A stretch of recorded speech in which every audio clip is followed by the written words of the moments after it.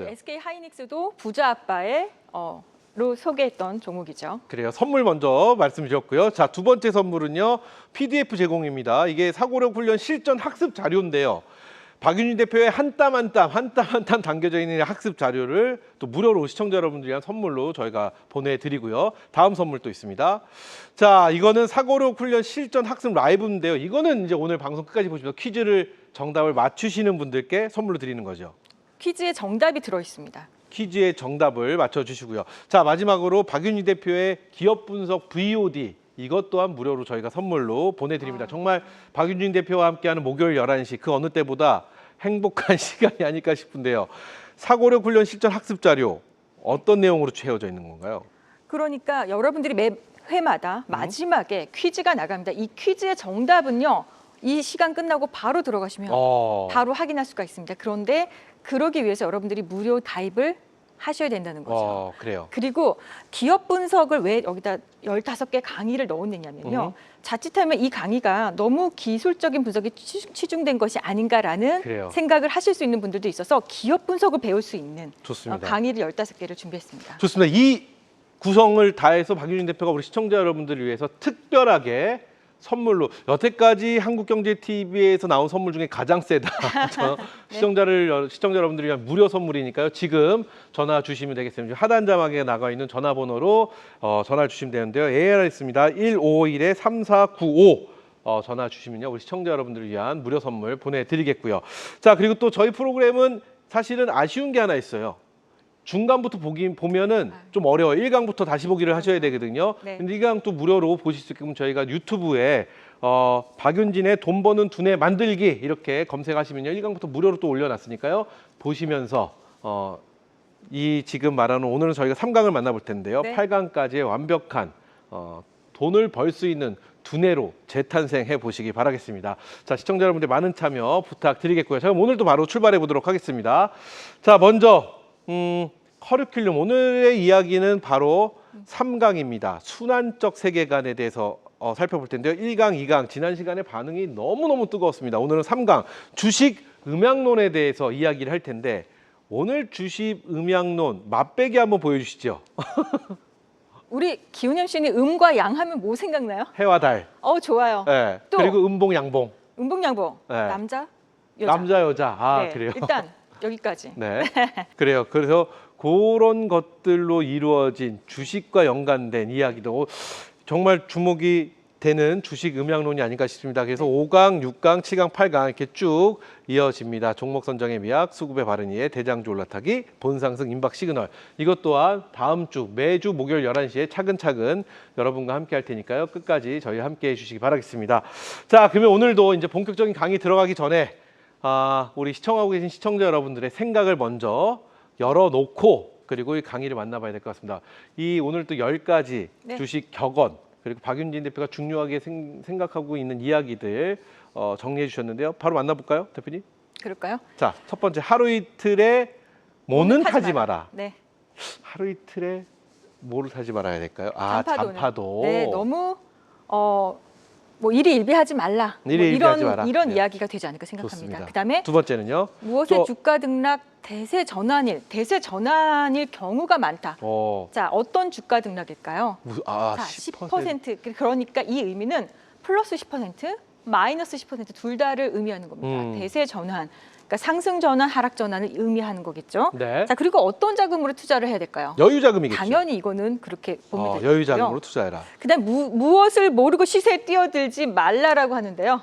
이거는요. 시황 격언. 지금 이 70개의 격언을 모르면 시세에 뛰어들지 말라라고 지금 우리는 이야기를 보고 있습니다. 그래요. 그다음에 매입 가격은 잊어버리자. 뭐 매수 가격은 잊어버리는데 근데 어떻게 잊어버릴 수가 그래요. 있어요? 이거는 네. 잊어버릴 수가 없죠. 요즘 약간 어렵죠. 네. 자, 하루 종일 무엇을 쳐다보고 있어도 무엇을 벌 수가 없죠. 자, 쳐다보고 하루 있어도 종일 시세판을 쳐다보고 있어 돈을 벌 수가 없다. 그러니까 그래요. 시세판이라는 건 결국 HTS를 의미하는 거잖아요. HTS만 하루 종일 보고 있어도 돈을 벌 수는 없다. 그러니까 HTS를 보고 있고 내 계좌를 계속 보고 있는데도 우리는 애석하게도 돈을 쉽게 벌지 못하는 경우들을 많이 만나게 되죠. 그렇죠, 맞습니다. 그러니까 주식은 어떻게 보면은요 하루 종일 시간을 주식에 같이 하고 있는 것만 중요한 건 아니고 어떻게 하느냐가 또 방법론적인 게 그래요. 더 중요하지 않을까 생각이 듭니다. 충분히 공감됩니다. 자, 그다음에 누구에게 따라 붙으라고요? 행운아에게 따라 붙어라. 이거 네. 무슨 얘기인지 모르겠어요. 그래도 이 돈이라는 거, 주식이라는 거는요, 어쨌든 운적인 요소를요, 아예 배제할 수는 없잖아요. 근데 우리 주변에 보면은 굉장히 좀 운이 좀 럭키한 사람들이 있어요. 그래요. 딱 보면 기왕이면은 저희가 그러잖아요. 기운이 좋은 사람이라는 그렇죠. 표현을 하죠. 그러니까 약간 그런 것들을 여러분들이 보셔서 행운아에 그래도 불운아보다는 행운아에 그래요. 따라 붙어라. 자, 무엇은 천천히, 무엇은 신속하게 이거 하라. 뭘까요? 무엇을 천천히 하고 무엇을 신속하게 자, 할까? 매입은 매수는 천천히, 당연히 뭐 매도는 매도겠죠. 신속하게.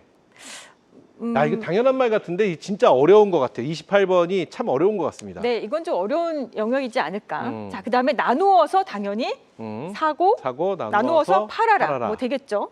그다음에 무엇에 사고 무엇에 팔아라.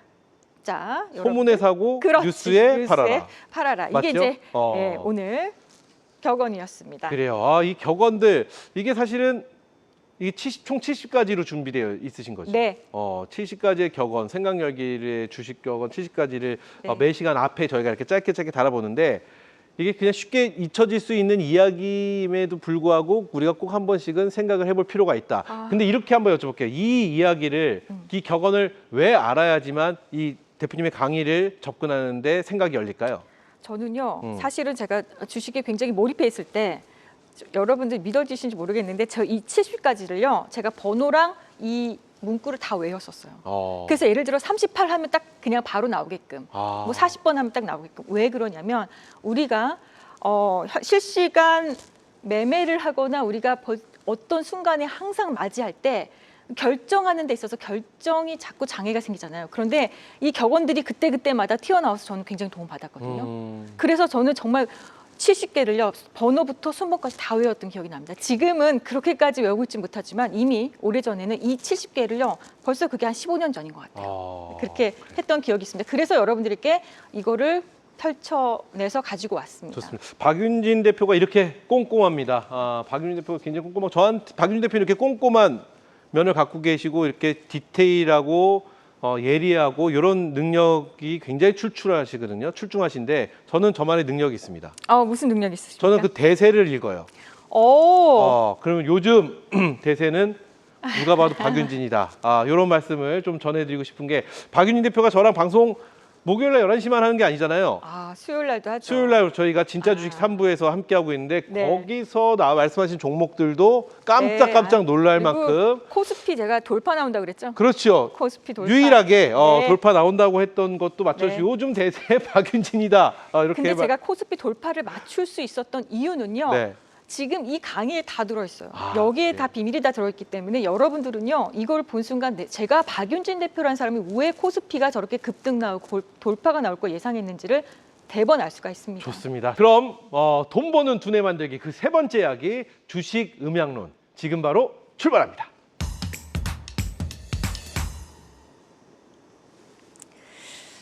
안녕하세요. 오늘은 제3강 주식 음양론으로 여러분들을 안내하려고 합니다.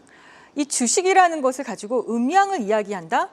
사실 어느 컨텐츠나 어느 주식 컨텐츠를 봐도 사실 음양론을 이야기한 컨텐츠가 많지는 않다고 보고요. 거의 없는 게 아닌가 싶고요. 그리고 주식을 가지고 순환적인 세계관을 제가 오늘 펼쳐낼 건데요. 순환적인 세계관이라고 그러면 여러분들 왠지 알 것 같은 분위기도 분명히 있죠. 그렇지만 그 이야기를요, 정말 실질적이고 실제적이고 실전에 묻어날 수 있게끔, 그리고 그것을 구체적으로 제가 여러분들 오늘 스토리를 펼쳐내려고 하는데요.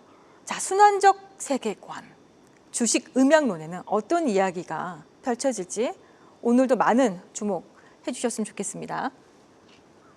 제가 주식을 처음 접했던, 그리고 주식이 너무 좋았던 이유 중에 하나는요. 이 주식이라는 것이 이 우주 전 세계의 전 세상의 이 흐름을요, 압축해 놓은 곳이라는 생각이 너무 좋았거든요. 주식이라는 것은 세상 돌아가는 이야기를요, 압축해서 보여주는 너무 멋진 공간이었던 거예요. 예를 들면 제가 HTS 안에 들어가요. 그러면 이 세상에 지금 돌아가고 있는 희노애락을 다 볼 수가 있는 거예요. 그게 너무 좋았어요. 그러니까 저는 뉴스 같은 것들을 보지 않은 상태에서, 전혀 뉴스를 듣지 않은 상태에서 제가 HTS에 접속해서 클릭해서 들어가면요, 그 안에서 벌어지는 이 세상 돌아가는 이야기들, 희노애락, 모든 것을 만날 수가 있어서 너무 좋았거든요. 미리 알 수가 있었던 것도 좋았고, 아니면 늦게 반영되는 것도 재밌었고, 선반영 또는 후반영되는 것도 재밌고요. 진짜 시장에서 만약에 전쟁이 났다 그러면 바로바로 전쟁 관련주가 올라가잖아요. 이런 식으로 저는 너무 시장과 이 HTS에 들어있는 이 주식과 세상이 이렇게 연결되어 있는 것이 너무 재밌었어요. 그래서 클릭만 하면 세상이 펼쳐지는 것이 너무 재밌어서 주식에 흠뻑 빠져서 지금 이 자리에 있는 것이 아닌가 생각합니다. 자, 그래서 좋았는데 이 세상을요, 딱 두 가지 에너지로 나누라라고 하면은 지금 태극마크가 보이시죠? 당연히 양하고 음하고, 음적인 에너지, 양적인 에너지로 우리는 나눌 수가 있습니다. 자, 태극마크에서요, 이 부분을 한번 보기 전에, 그러면 음의 에너지, 양의 에너지를 볼 때 음적인 요소를 한번 볼까요? 음적인 요소는요, 어둡고 또 나가는 것보단 안으로 들어오는 에너지, 안으로 이렇게 들어오는 에너지, 그리고 또 하강하는 에너지, 또 수축하는 에너지. 이게 이해가시죠? 자, 양은요, 밖으로 발산하는 밝은 빛, 나가고 상승하고 발산하는 것을 우리 양의 에너지라고 합니다. 당연히 주식에는 이게 적용이 되겠죠. 자, 그런데 여기 빨간색 이 양에서 보시면 양이 굉장히 기운이 넘쳐났다가 사그라드는 이 부분 있죠. 이 부분에서 보면 양이 사라지면서 뭔가 바로 음이 튀어나오죠. 음이 에너지가 강해지면서 결국에는 양과 음은요, 만나게 돼 있는 거예요. 양이 조금 사그라들면 바로 음이 되고, 또 음이 사그라들면 양이 되는, 이것이 너무너무 중요하다. 그런데 양과 음이 서로 분리돼서 양 따로 음 따로가 아니라요, 어떻게 됩니까? 서로 맞닿아 있다는 게 너무 중요합니다. 이것이 왜 박윤희 대표가 이렇게 이야기를 하느냐, 다음 시간에 배우실 보조지표와 모든 것에 다 이 얘기가 들어있기 때문에 이 이야기를 여러분들이 잘 들어주셔야 됩니다. 그런데 이 양이요, 저 양이요, 다시 양을 만나려면 어떻게 음을 통해야 되는 거죠. 너무 중요한 요소예요. 자, 주식에서 너무 중요한 이야기입니다. 음이 다시 음을 만나려면 무엇을 통해야 되죠? 양을 통해야 되는 거예요. 그러니까 결국에는 핵심은 상극이 아니라 상생, 공존, 그리고 순환하는 거다라는 것을 우리는 볼 수 있죠. 주식 속에서 우리가 음양을요, 좀 찾아볼까요? 상승하고 하락하는 건 뭐 당연히 하락은 음이고 상승은 양이겠죠. 자, 뭐 음봉, 양봉, 당연히 주식 속에 음양이 표현을 할 수가 있는 거죠. 자, 그 다음에 오른쪽에는 매수세, 양의 에너지라 그러면 당연히 매도세는 음의 에너지일 거고요. 발산, 수축 이렇게 될 겁니다. 자, 레버리지, 여러분들 레버리지, 코덱스 레버리지, 타이거 레버리지, 여러분들 ETF 좋아하시죠? 레버리지, 반대의 음의 에너지는 인버스가 될 거고요. 당연히 풋옵션, 콜옵션 이렇게 될 거 아니겠습니까? 선물은 어떻게 해요? 매수 에너지가 바로 양일 거고 매도 에너지가 음일 겁니다. 자, 가치주는 우리가 약간 음적인 요소를 우리는 좀 봅니다. 왜냐하면은 아주 시장에서 그렇게 크게 부각되거나 발현되지 않기 때문에. 그런데 성장주는요, 굉장히 공격적이죠, 좀. 그렇기 때문에 우리 양적인 에너지라고 볼 수가 있습니다. 자, 음적인 에너지, 하락 에너지. 여러분들이 제일 싫어하는 게 유상증자죠. 유상증자는 음의 에너지. 자, 무상증자는요, 이 잠잠하던 주가도 상승으로 만드는 효과가 있죠. 무상증자. 자, 또 한번 볼까요? 자, 공매도도 음의 에너지라고 볼 수 있습니다. 공매도가 많이 투입된 종목은 당연히 하락의 에너지를 불러올 수밖에 없겠죠. 거기에 반대는요, 레버리지를 사용하는 신용 매수입니다. 자, 그 다음에 과매도, 과매수. 자, 그 다음에 비관론, 낙관론, 악재, 호재. 그리고 금리 인상은 여러분들 헷갈리시면 안 됩니다. 금리 인상은 음적인 에너지, 시장을 하락하게 만드는 음적인 에너지고, 금리 인하는 너무 중요한 얘기입니다. 시장을 상승시키는 양적인 에너지라고 보십니다. 방어주가 음이라면, 자, 여기 경기 민감주는 양적인 에너지라고 보시면 됩니다. 자, 여기까지 우리가 주식 속에서 음양을 이런 식으로 찾을 수 있는데요. 이것들을 여러분들 어느 정도는 다 기억하고 계시는 것이 좋겠죠. 자, 그러면 주식 속에 음양이 혼합된 경우들이 있습니다. 음중양, 하락 중에도 반등의 기운이 있다는 거죠. 악재가 반영이 되면요, 주식은요 악재 소멸에 기운이 강해지면서 상승 반등, 저가 매수의 기회가 되겠죠. 악재 소멸, 음중양입니다. 악재가 소멸되면은 반등이 나옵니다. 자, 양중음의 기운은요, 상승하다가도요 조정의 기운이 반드시 있는 게 주식이에요. 호재가 반영이 되면 당연히 하락이 전환되고, 그리고 그것은 이익 실현으로 이어질 수가 있는 거죠. 그러니까 혼합되어 있는 거예요. 아무리 음적인 에너지가 강해도 이것이 악재가 소멸이 되면, 음적인 에너지가 소멸되면 아까 양으로 가죠. 자, 아무리 양적인 에너지가 현재 강하다고 해도 음적인 에너지를 만나게 되어 있습니다. 무조건 만나게 되어 있습니다. 자, 전환점이라고 하죠, 우리가. 자, 음이 극에 달하면 약으로 되고 양이 극에 달하면 음으로 전환된다. 시장 반전의 시점을 우리가 변곡이라고 그러면요, 양에서 음이 되는 게 변곡, 음에서 양이 되는 게 변곡점이라면, 우리는 변곡을 알면 사실은 주식은 끝나는 것 같아요. 어쩌면 변곡점만 알면 주식은 고민할 일이 없죠. 우리가 변곡을 확실하게 알 수 있다면 고민할 일이 없을 텐데, 그래서 이 변곡점을 찾기 위해서 우리는요 무던한 노력을 하고 공부를 하는 것이 아닌가. 변곡점, 여러분들 이것을 위해서요 지금부터 하는 강의들이요 다 여기에 있습니다. 그래서 주목해 주셨으면 좋겠습니다.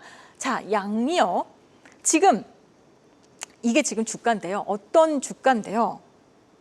이렇게 강하게 올라온 주가죠. 너무너무 급하게 올라왔죠. 이제 여러분들이 1강, 2강을 통해서 이 강함 알고 계시죠? 캔들이 저렇게 강하고 각도도 저렇게 강한 주식이 있다고 합시다. 이게 5개월 이동평균선이라고 치면요, 1강에서 이미 주식 가계도에서 아버지를 배웠고요, 아버지의 방향을 배웠고, 우리는 부자의 각도에서 아버지의 부자의 각도를 또 알게 됐습니다.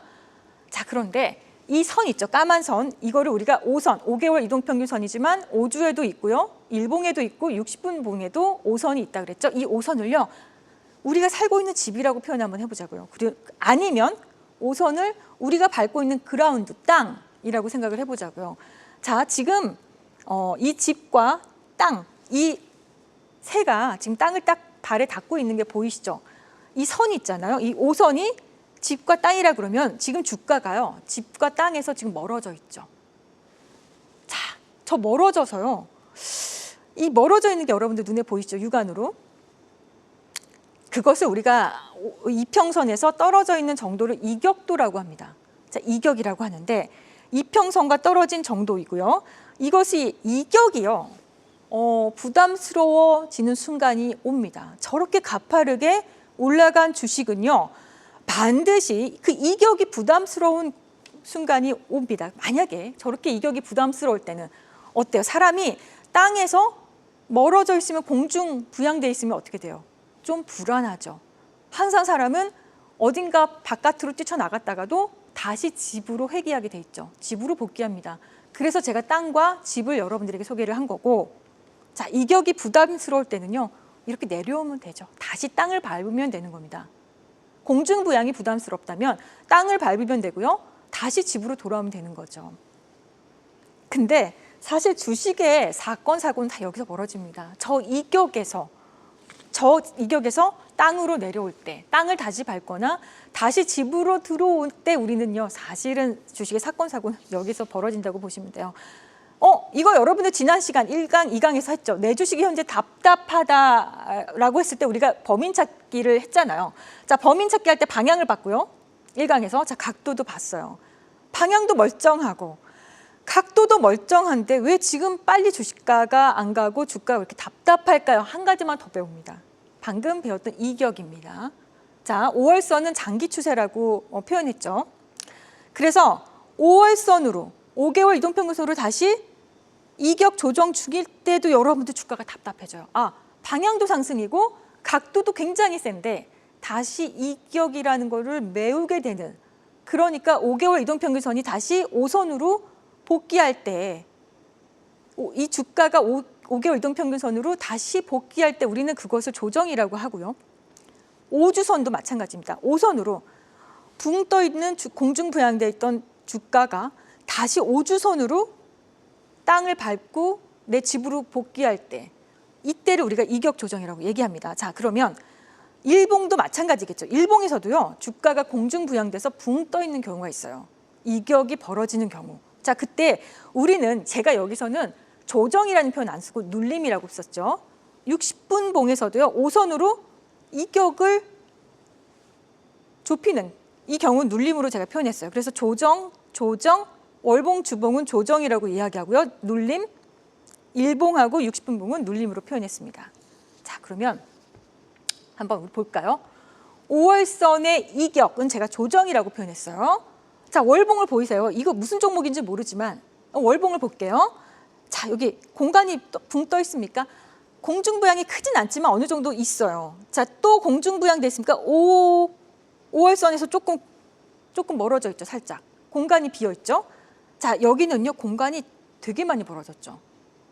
이것이 다 공중부양돼서 5선하고 벌어진 거예요. 자, 그러면 그래서 부담스러웠던지 이렇게 음봉이 한번 월봉에서 딱 떨어졌어요. 그런데 여러분들 주의할 것은 저 음봉이 떨어졌다고 해서 이 지금 주가가 상승 방향 또는 각도가 지금 망가진 건 아니죠.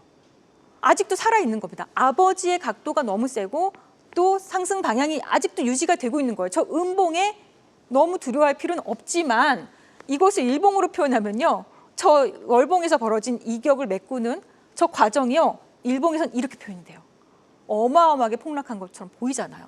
폭락했습니다. 사실은 마이너스 24% 폭락했으니까 단순간에, 그것도 하루 이틀 3일 만에 마이너스 25, 24% 하락했으니까 너무나 폭락을 한 거죠. 자, 이 종목은요, 원택이라는 종목이고요.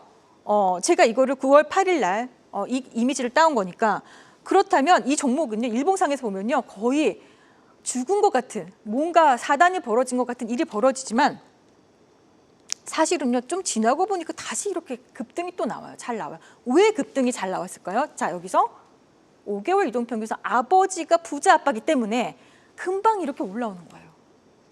여러분들 이거 이해 가시죠? 그래서 일봉에서 저렇게 폭락을 했다라도 월봉에서 살아있으면요, 여러분들 괜찮은 겁니다. 아직은 괜찮다는 거죠. 자, 그럼 주봉도 한번 볼까요? 5주선의 이격을 한번 보겠습니다. 5주선 주봉 붕 떠 있죠? 조금 떴어요. 그랬더니 바로 이격을 메꾼다고, 이격을 메우는 과정이 나왔죠. 자, 그것이 일봉상에서 봤더니요, 아까 좀 전에 원택같이 그렇게 크진 않아도 이렇게 늘어지면서 하락이 나왔어요. 시간적으로 좀 더 길어졌죠. 근데 그게 벌써 마이너스 20%예요. 저 조그만 캔들, 저 주봉에서 벌어진 주봉에서 벌어진 저 음봉 캔들 하나가 일봉상에서 보니까 마이너스 20% 구간이요. 조정이죠. 자, 그런데 이 종목은요, HJ중공업입니다. 날짜도 여러분들 참고해 주셨으면 좋겠고, HJ중공업이요, 5주에서 지금 또 그리고 나서 이격이 이제 조그만 이격이 벌어지고 나서 이것이 다시 상승 에너지로 돌리면서 그 엄청난 급등이 나왔어요. 그런데 지금 이것이 급등이 나올 수 있었던, 이렇게 마이너스 20% 되고 나서도 금세 이렇게 올라왔던 이유는 5월선 부자 아빠가 있었기 때문이죠. 자, 그러면 지금 보면 뭔지 모르지만 주봉에서 이격이 좀 벌어져 있는 상태니까 약간 부담스러운 구간이 맞는 거죠. 그러면 이번에 일봉에서 한번 눌림을 한번 보도록 할까요? 일단 일봉을 설명하기 위해서 제가 주봉을 가지고 왔어요. 이 종목은 주봉에서 두 번의 캔들이, 음봉 캔들이 두 개가 나와 있죠. 자, 여기서 붕 떠 있기 때문에 두 개의 음봉 캔들이 나왔는데, 자, 그것을 일봉으로 표현했더니요, 이렇게 표현된 거예요. 저 2주간의 조정이요, 일봉상에서 이렇게 표현이 돼서 여기가 마이너스 25% 조정 구간이었어요. 그럼에도 불구하고 조정을 맞추니까요, 엄청난 급등 에너지가 나와요. 역시 누가? 오리엔탈 전공이라는 종목인데 누가 있었기 때문이다? 아버지가 있었기 때문이 아니겠까요? 그렇죠? 그런데 일봉상에서, 자, 이건 일봉이죠. 일봉상에서 저는 눌림이라 그랬죠. 이렇게 일봉상에서도 5일선을요, 이렇게 메꾸는 과정, 이게 한 마이너스 6%, 그러니까 눌림이죠. 마이너스 20% 이상의 조정이 아니라 눌림이잖아요. 자, 그래서 이렇게 눌림도 우리가 일봉상에서 이렇게 본다, 허용해서 본다라고 보시면 됩니다. 역시 이 과정도 5월선 부자 아빠가 있었기 때문에 저렇게 조정이 나오고 저렇게 급등이 나올 수 있었던 요인이 됩니다. 그러니까 여러분들은 이것을 보면은 진짜 1강, 2강, 3강이 좌르르 펼쳐져야 됩니다. 유기적으로 세 가지가 다 이해가 되셔야 돼요. 근데 원래는 이 과정이 설명하기 굉장히 어려운 설명인데 이거를 제가 잘라서 1강, 2강, 3강까지 했더니 이렇게 여러분들 쉽게 공부를 할 수 있었고 이제 여러분들이 실전 활용에 굉장히 도움이 되지 않을까 생각을 합니다. 이격을 메꾸는 데는요. 2가지 방법이 있어요. 자, 첫 번째는요. 가격으로 그냥 밀어버리는 겁니다. 가격으로 그냥 메꿔버리는 거예요. 단순간에 단칼에 그냥 가격으로 메꾸는 방법이 있어요. 가격 조정이에요. 자, 즉 음봉으로 빠르게 메꾸는 거예요. 그냥 뭐 가차 없이 음봉으로 빠르게 메꾸는 방법이 있고요. 그 다음에 이격을 메꾸는 방법에 또 하나 시간 조정이 있어요. 시간 조정은 어떻게 메꾸는 걸까요? 이게 그림 표현이 잘 됐는지 모르겠는데 옆으로요. 주가가 그냥 횡보해요. 올라가지 않아요. 내 주가가 지금 답답해. 지금까지 잘 갔던 주가가 너무 답답해요. 라고 느낀다면요. 이격을 메꾸는지 보셔야 돼요. 이격을 메꾸는 데는 월봉, 주봉, 일봉, 60분봉 다 해당이 돼요. 근데 옆으로 주가가 이렇게 누워버리면요. 어떻게 돼요? 이평선이 올라오게 돼 있어요. 그래서 어떻든 만나게 돼 있거든요. 그게 바로 시간으로 메우는 방법이에요. 가격으로 메우느냐, 시간으로 메우느냐. 횡보하면서 5선을 기다린다. 5선이 올라오는 거를 기다리는 거예요. 어쨌든 그러면 만나집니다. 자, 여러분들 이거 너무 중요한 거니까 알아두시고요. 자, 그럼 이격이라는 것은요. 무조건 메울까요? 메꿀까요? 메꾸다, 메우다라는 표현이 똑같은 표현이고 표준어이라고 하더라고요. 자, 이격은 무조건 메꾸게 돼 있을까요? 시장이 매우 강하거나 종목이 매우 강할 경우에는요. 이격과 갭을 무시하고 달려버립니다. 추가 상승이 그냥 나와요. 붕 떠 있어서 공중부양되어 있는 상태인데 그냥 거기서 더 달려버릴 수가 있는 것도 주식이라는 것을 표현하는 거예요. 그러나 추가 매수세가 유입이 더 안 된다면 즉 후속 수급이 보강이 안 되면요. 중력의 힘, 만유인력, 중력의 힘 아시죠? 힘으로 주가는 내려오게 돼 있습니다. 계속 추가적인 어떤 매수세가 유입되지 않으면 주가는요. 내려오게 돼 있다는 거예요. 그것이 여러분들이 꼭 알고 계셔야 됩니다. 그렇다면 우리는 음의 존재를, 주식 속에 있는 음의 존재를요.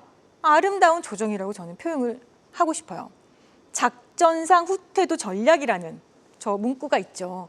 건강한 상승을 위해서 휴식을 한다. 급등 후 조정은 오히려 추세를 더 오래, 더 건강하게 지속시켜주는 데 도움이 된다는 거예요. 그래서 음을 너무 두려워하지는 말자.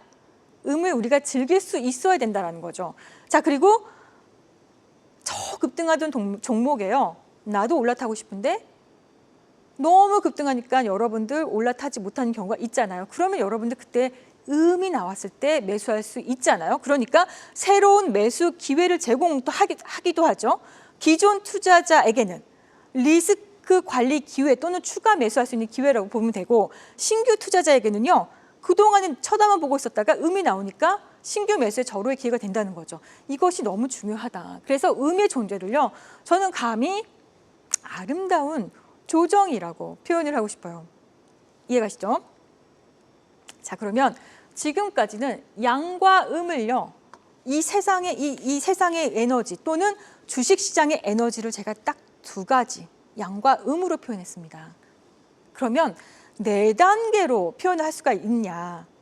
자, 양과 이분적인 어떤 그 표현에서요. 조금 벗어나서 우리는 4단계로 양과 음을 표현할 수 있을까? 자, 여기 여러분들 아름다운 그림이 보이죠? 4단계 하면은 여러분들 딱 생각나는 것이 바로 봄, 여름, 가을, 겨울입니다. 지금부터 너무너무 중요한 이야기가 펼쳐질 거니까 진짜 주목을 해주셔야 됩니다. 봄, 여름, 가을, 겨울. 자, 이거를요 저는 이제 여기서부터는요 순환이라고 이야기하고 싶어요. 양음 말고 순환하는 에너지. 봄이 가면 여름이 오고 여름이 오면 가을이 오고 가을이 오면 겨울이 오고 겨울이 가면 또 봄이 오지요. 자, 이것을요 너무너무 아름답게 표현한 사람이 있어요. 주식시장에. 이분이 바로 우라가미 구니오라는 일본 애널리스트인데요. 이분은 이 월가에서도 굉장히 추앙받던 아주 능력이 있는 분이셨어요. 이분이 쓴 주식시장 흐름 읽는 법은요, 박윤지 대표가 너무 좋아하는 책 중에 하나인데, 이분은 봄, 여름, 가을, 겨울을요 금리로 이해해서 금리로 표현해놨습니다. 이것을 여러분들 한 편의 어떤 시, 한 편의 어떤 드라마를 보는 것 같이 아름다운 이 주식시장의 봄, 여름, 가을을 지금부터 여러분들에게 소개하도록 하겠습니다. 증시의 4개론, 우라가미 군요의 증시 4개론을 여러분들 지금부터 소개를 해드리도록 할게요. 이 그림은 봄, 여름, 가을, 겨울이에요. 그냥 용어는 알고 계셔야 돼요. 봄은요, 금융장세라고 이분이 표현했습니다. 금융장세. 자, 여름은 뭔지 실적. 우리가 좀 친근한 단어가 나오죠? 실적장세. 가을은요, 역금융장세. 역금융이라는 건 금융의 반대라고 생각하시면 돼요. 자, 그리고 겨울은요, 실적의 역실적장세. 역이라는 표현이 썼으니까 실적의 반대다. 자, 이건 무슨 얘기일까요? 금융장세는요, 금리가 내려가는 이 시기를 말하는 거예요. 자, 금리가 내려가면 어떻게 해요? 기업들이요, 투자를 늘리고 기업들의 이익이 좋아질 수밖에 없죠. 왜? 비용이 절감이 되기 때문에. 모든 비용이 절감되고 투자를 늘리면서 당연히 금리가 낮아지면 그 효과는 어디에 가 있습니까? 당연히 실적으로 가겠죠. 실적이 좋아지니까 실적 장세로 갑니다. 자, 그럼 실적 장세는요, 그동안에 너무나 금리를 낮춰서 유동성을 많이 풀었기 때문에 그 멈춰나는 유동성을 조금 살짝이라도 걷어들이는 그런 금융 시스템상의 조정이 나옵니다. 그게 바로 금리를 살짝, 많이는 아니고 살짝 올리는 거죠. 자, 금리를 올리게 되면 그것이 바로 역금융 장세를 만나게 되는 거겠죠? 역금융 장세는 금리를요, 아주 많이 상승시키는 거죠. 자, 금리 상승기를 우리는 역금융 장세라고 하고요. 결국에는 역금융 장세는요, 기업의 실적을 악화시키고 기업의 비용 증가, 조달 비용을 높이기 때문에 당연히 실적이 악화돼서 역실적 장세가 만들어지지 않겠습니까? 자, 그러면 역실적 장세에서는 실적이 다운되고 경기가 침체되고 경기가 순환되지 않으니까 어떻게 다시 돈을 풀고 다시 경기 부양에 의지를 담아서 금리를 조금이라도 낮추게 되는 거예요. 자, 이거 여러분들 이 그림 너무 잘 기억해 주셔야 됩니다. 자, 그렇다면 실적이 가장 피크아웃을 찍는 최대 실적이 나오는 때는 언제일까요? 왠지 여름일 것 같지만 가을에 실적 피크가 나와요. 이거 너무 중요한 용어니까 알아두시고, 실적이 바닥을 찍었다라는 표현은요, 언제 많이 쓰느냐? 금리가 다운되는 저 구간에 실적 바닥의 표현을 하거든요. 자, 그러면 경기가 화랑됐다는 표현은요, 왠지 여름이 경기 화랑이라고 얘기할 것 같지만 가을이에요. 이게 너무 중요하다는 거예요. 자, 경기가 침체되었다는 얘기가 나올 때는요, 봄이에요. 왠지 봄은요, 경기가 좋아질 것 같은 그런 생각이 들지만 아니에요. 봄이라는 거는 경기가 침체된 겁니다. 자, 그리고 여름은 경기 회복, 가을은 경기가 후퇴되는 걸로 표현합니다. 자, 여기서 중요한 건 주가 아닙니까? 자, 주가가 제일 많이 폭등하는 구간은 바로 봄에는요, 근데 아이러니하게도 경기가 침체되었죠. 실적은 바닥이죠. 실적이 안 좋고 경기가 침체되었는데 주가는 마구 오르는 거예요. 이것이 많은 분들이 왜 경기가 안 좋은데 주식시장은 왜 이렇게 화랑이야? 라고 느끼는 이유입니다. 자, 그 다음에 여름은요, 주가가 마구 상승하다가 상승하긴 하지만 그 상승률이 좀 떨어지는 거예요. 그 다음에 가을은요, 경기가 지금 최고조다. 사상 최대 실적이고 고용은 사상 최고로 좋다. 고용이 너무너무 완전 고용이다라는 얘기가 나왔음에도 불구하고요, 그때 주식이요, 하락합니다. 아니, 경기가 좋다 그래서 나는 들어왔는데 왜 이렇게 주식이 하락하지? 라고 생각한다는 거예요. 자, 그럼 겨울에는요, 급락하던 주가가 하락을 조금 하긴 하지만 각도는 좀 낮아지는 거죠. 자, 주가와 계절을요, 여러분들 아까 제가 태극마크를 다시 한번 보여드릴게요. 이 방향 있죠? 하얀색 화살표를 여러분들 보시면 이거를요, 아까는 제가 이분법적으로 양과 음으로 표현했잖아요. 여기서 봄, 여름, 겨울을 여러분들 표현하면 어떻게 표현될까요? 네 가지로 봄, 여름, 가을, 겨울이면 방금 제가 이야기했던 것들을요, 잘 생각해 보시고 이 태극마크 안에 봄, 여름, 가을, 겨울을 한번 여러분들 넣어보세요. 칸에. 어디에 들어갈까요? 이 그림을 앞으로 여러분들 꼭 기억해 주셨으면 좋겠습니다. 봄이 어디 있죠? 자, 파란색 왼쪽에 파란색 구간 봄, 여름, 가을, 겨울이에요. 자, 그러면 이것을 여기다 이렇게 표현을 하겠습니다. 이것이 나중에 여러분들이 뒤에서 배우는 보조지표에도 이거 해당이 되니까 꼭 기억을 해두셔야 됩니다. 방향인 저 화살표 방향은요 주가라고 생각하면 돼요. 그러면 주가는 어디가 가장 좋아요? 여름과 가을 사이가 주가는요 최고조를 찍는 거예요. 그런데 그러면 밑에는 주가 최저 바닥인 구간은 겨울에서 봄으로 넘어가는 그때가 주가가 바닥을 치는 거죠. 근데 아까 전에 여러분들 그 도표 기억하세요? 경기가 화랑이고 실적이 가장 좋은 피크 아웃을 찍는 때가 이 봄, 여름, 겨울 중에서 어디입니까? 어디라 그랬죠? 여름이 아니에요. 가을이에요. 가을이라는 걸 여러분들 꼭 알고 계셔야 돼요. 가을은 주가가 어떻게 해요? 내려가는 에너지잖아요. 자, 그래서 증시의 4개로는요. 금융장세 봄, 실적장세 여름, 역금융장세 가을, 역실적장세 겨울입니다. 자, 여러분들은 어느 계절에 주식을 처음으로 시작하셨나요? 여러분들이 처음으로 증권 계좌를 만들고 했던 그 계절을 의미하는 게 아니에요. 그 날짜를 의미하는 게 아니에요. 세상의 봄, 여름, 가을과 가을, 겨울과 주식시장의 봄, 여름, 가을, 겨울은 달라요. 주식 첫 경험을 어느 계절에 했을까요, 여러분들은요? 박윤진 대표는요, 애석하게도요, 가을에 들어왔습니다. 가을에 들어와서 혹독한 겨울을 만났을 거 아니에요? 주가가 폭락하는 기간에 처음으로 주식을 하게 된 거예요. 나는 그때 느꼈던 느낌은 나는 내가 뭘 잘못해서 나 세상을 그렇게 나쁘게 사는 것 같지 않은데 나는 뭘 잘못해서 이렇게 내 고통을 받지? 역시 주식은 하는 게 아닌가 봐. 그러면서 나한테 그때 당시에 주식을 강력하게 추천을 하고 이 주식을 무조건 사야 됐다고 했던 그 지인을 원망을 하고요.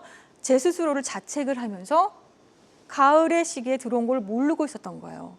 몰랐기 때문에 당한 거죠. 여러분들은 어느 계절에 들어오셨습니까? 혹시 가을에 들어오신 분들이 많이 있지 않을까라는 생각을 합니다. 우리는 가을에 들어와서 가을은 어떤 계절이라 그랬어요? 아까 표현은 경기가 너무 좋대. 지금 너무 경기가 뜨겁고 또 고용은 완전 고용이라는 얘기가 나오고 여기저기서 돈 벌었다는 이야기가 나옵니다. 주식으로 돈 벌었다는 이야기 나오고 나이스 브라보 난리가 나는 그 기간이 바로 가을이라는 거예요. 여름이 아니에요. 근데 우리는 그때 주식을 시작하는 경우가 많죠. 그래서 저와 같이 가을에 시작을 해서 내가 무엇을 잘못했는데 이렇게 힘들까라는 것을 자책하면서 그때부터 생긴 오기, 그때부터 생긴 어떤 의문점, 궁금함으로 인해서 공부를 하게 되고 혹독한 겨울을 나고 봄도 맞이하면서 하다 보니 어느새 제가요 여러분들 앞에 이렇게 강의를 하는 상황도 오게 된 겁니다. 혹시 우리 모두는 가을에 들어와서 그 힘든 겨울을 거쳐서 지금 다 같이 여기 앉아 있는 것이 아닌가. 그러면서 성장하고 주식을 알아가고 이해하고 했던 것이 아닐까라는 생각을 합니다. 코스피 주봉을요. 2020년에서 23년 가까이의 계절은 어떻게 됐을까 궁금하지 않으세요? 자, 코스피 주봉 뭔지 몰라도 폭락이 있었죠. 이때 언제입니까? 2020년에 우리는요 코로나19로 인해서 엄청난 급락을 맞이했어요. 그때 경기가 너무 침체가 되기 때문에 금리를 제로 금리 또는 마이너스 금리를 만든다는 곳 일본 같은 나라도 있었고요. 금리 인하를 거의 제로로 만들었던 기간이 있었어요. 그때가 언제입니까? 금리가 완전 다운되는 봄이죠. 사실은 주가는 폭락했지만 여기가 주가 바닥 봄이었던 거고요. 자, 그렇게 해서 금리가 낮아졌더니요. 어떻게 돼요? 기업들의 실적이 너무 좋아지는 거예요. 그래서 실적 장세인 여름을 맞이하게 됩니다. 자이든 타이든 우리는요. 이 구간을 다 맞이했어요.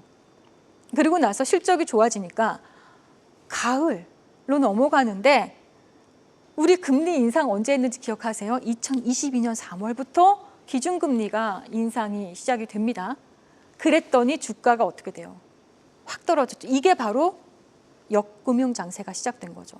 그때가 피크아웃을 찍었는데 2022년 3월 2022년부터 해가지고 주가가요 굉장히 폭락하기 시작합니다.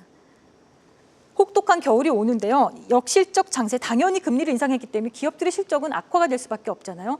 당연히 역실적 장세를 만난 거죠. 이것이 바로 2020년에서 2023년까지 펼쳐진 봄, 여름, 가을, 겨울이었어요. 여러분들의 계절은 어땠습니까? 이 기간에 여러분들은 어떻게 지내셨어요? 자, 그러면 증시의 4개로는요. 역시 제가 계속 강조를 합니다. 경기가 화랑이 되고 경기가 실적이 피크가 되는 그러면서 경기도 좋고 실적이 너무 좋은데 주가는 오히려 하락해서 의문점을 남기는 이 계절은 바로 가을이라 그랬고요. 그때가 역금융 장세인 거예요.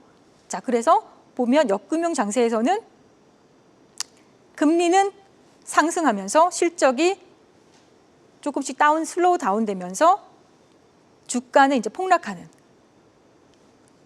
제가 죄송합니다. 이게 지금 바뀌었는데요. 그렇게 지금 보시면 되고요. 자, 경기가 침체가 되면서 실적은 오히려 바닥을 찍으면서 주가가 급등하는 시기는 언제다? 봄이라는 거예요. 자, 금융장세라고 표현하는 거죠. 자, 그래서 실적 바텀업, 주가 급등, 봄, 금융장세. 이것을 여러분들이 기억하고 있으셔야 돼요.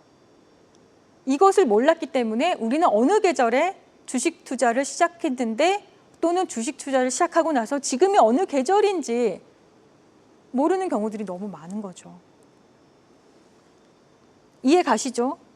제가 꼭 강조하고 싶은 내용은 뭐냐면 경기가 정말 너무 화랑이다. 고용이 완전 고용한 상태다. 그때가 가장 주식에는 조심해야 될 시기이고요. 경기가 침체되었고 경기가 침체되었다고 하고 실적이 너무 안 좋은데요. 이유 없이 실적이 안 좋음에도 불구하고 이유 없이 주가가 막 폭등하는 시기. 그때가 봄입니다. 왠지 경기 화랑 실적이 좋을 것 같으면 이게 왠지 여름일 것 같지만 아니라는 거. 가을이라는 거. 저도 그때 그 가을에 언젠가 가을에 너무너무 단풍에 익어가는 모습에 흠취해서 가을에 들어왔던 겁니다. 여러분들은 이제 이런 과오를 범하지 않으셨으면 좋겠다 생각이 들고요.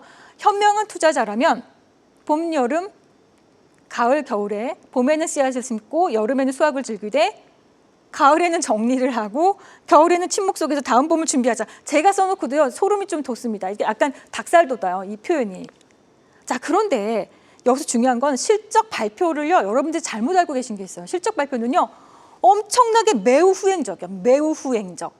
그래서 실적 발표를 듣고 들어가면 늦고 그때부터 주가 폭락이에요.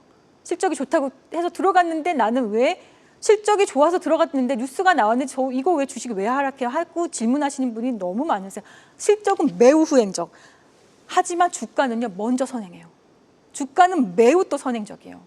이걸 여러분들이 그 시차가 있기 때문에 그걸 몰라서 우리는 항상 어려움에 있죠. 그러나 이것은 어디까지나 양의 에너지, 양의 관점이에요. 양의 관점을 가진 투자자 이야기입니다. 자, 음의 관점 투자자라면요.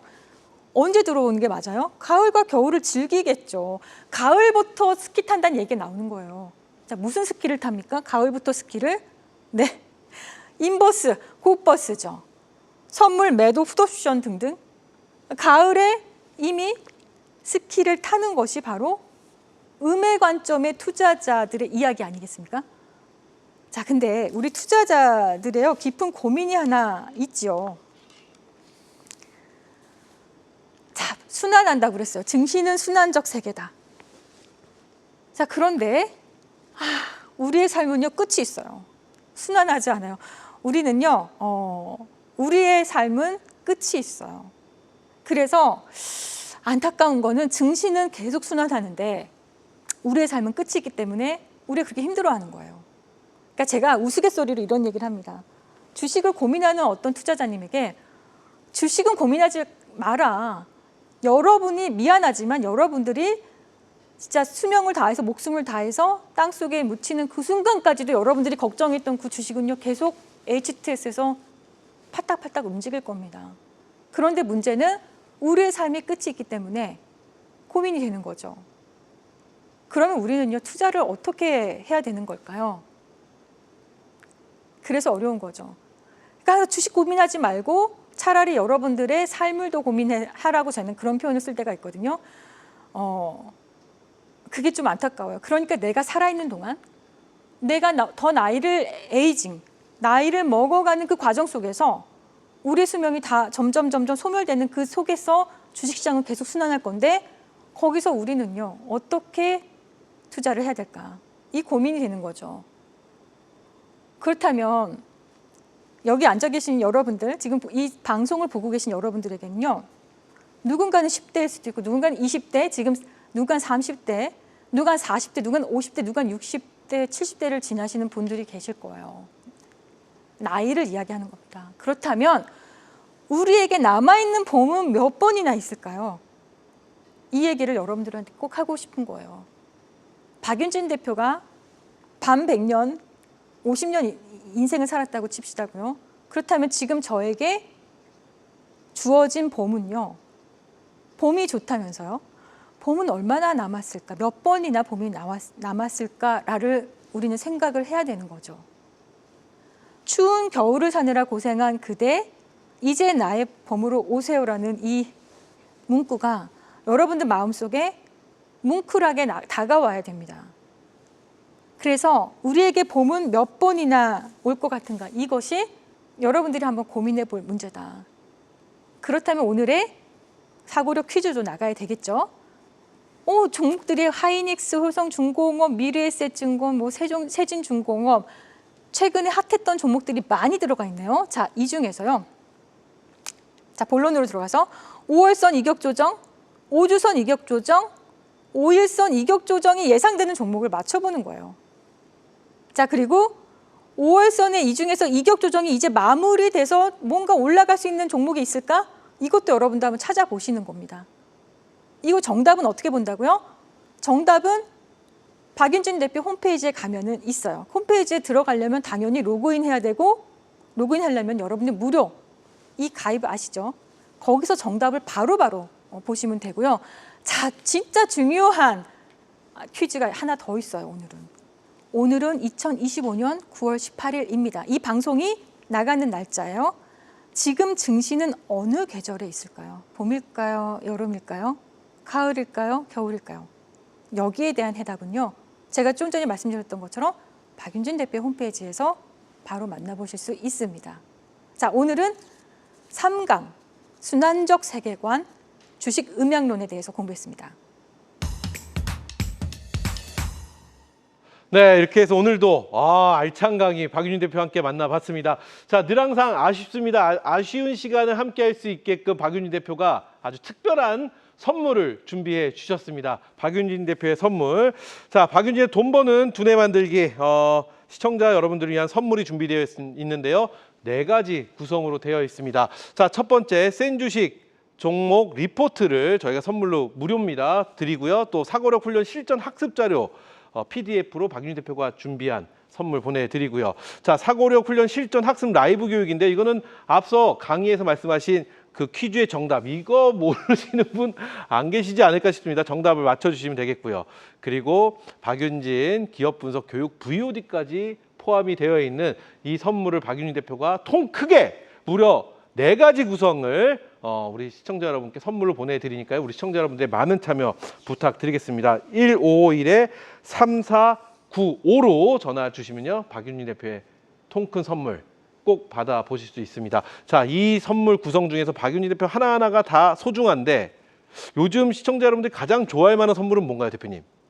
네, 역시나 센 주식 종목 리포트 이번에 미래에셋증권을 그렇죠. 나갔죠. 매수 목표가 다 나가면 손절가까지 나갑니다. 안 좋아할 수 없어요. 네. 지난 시간에 선물로 드렸는데요. 1차 목표 받아보신 분들 무조건 행복하셨을 거예요. 네. 그렇죠? 그리고 네. 퀴즈 정답. 아셔야 될 거 아닙니까? 퀴즈 정답 네. 다시 한번 말씀드리면 151-3495로 연락 주셔서 이 선물 무료니까요. 우리 시청자 여러분들 꼭 받아보셔서 좋은 정보 알찬 내용들 꼭 공유해 보시기 바라겠습니다. 자, 박윤진 대표와 함께하는 돈 버는 두뇌 만들기 3번째 시간, 오늘 저희가 준비한 내용은 여기까지입니다. 자, 저희는 다음 주 목요일 밤 11시 센주식 사고력 캠프의 1타 강사 박윤진 대표와 더욱더 알찬 내용으로 다시 찾아뵙도록 하겠습니다. 시청해 주셔서 감사드리고요. 그럼 다음 주 목요일 밤 11시에 뵙죠. 감사합니다.